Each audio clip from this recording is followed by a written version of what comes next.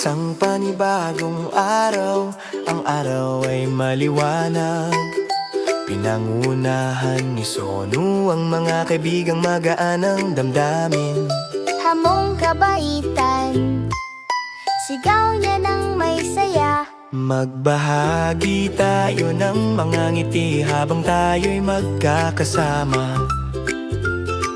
Pagtulong, pagbabahagi, at pag-aaruga.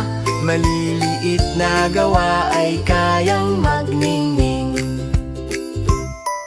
Saknong di naglaon, may munting ardilya na nangangailangan tulong. Mabibigat na bunga ay dinadala sa buong paligid.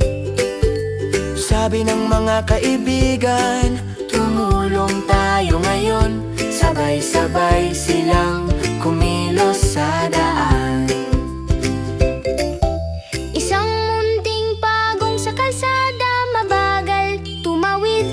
May dalang mabigat, huminto ang mga kaibigan at gumabay sa daan. Kabaitan ay lumalago araw-araw. Isang kuneho ang nakaupo.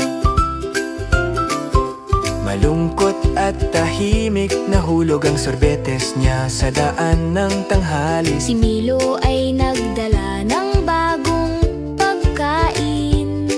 Ngayon ang kuneho ay muling nakangiti sa may fountain. May ibong di makaabot, malapit ang tubig ngunit di maabot. Naglagay si Sona ng maliit na bato. Ngayon ang ibon ay nakainom na mag-isa. Ang hamong kabaitan ay kumikislap ng maliwanag. Ginagawang tama ang mali at masaya. Sa malaki man o maliit na kaibigan, kabaitan ang pinakamaganda sa lahat. Hamong kabaitan, halika't sumama. Mga pusong matulungin ang mundo'y pinatatatag. Maliit na mabubuting gawa saan man, ipinapakita sa mundo ang ating pagmamalasakit.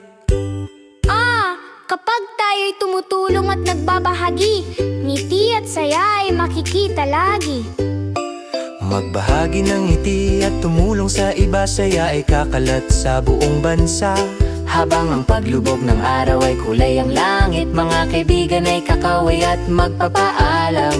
Ngumingiti si Sonu at buong galak na sabi, ang kabaitan ay nagpapaliwanag ng ating araw.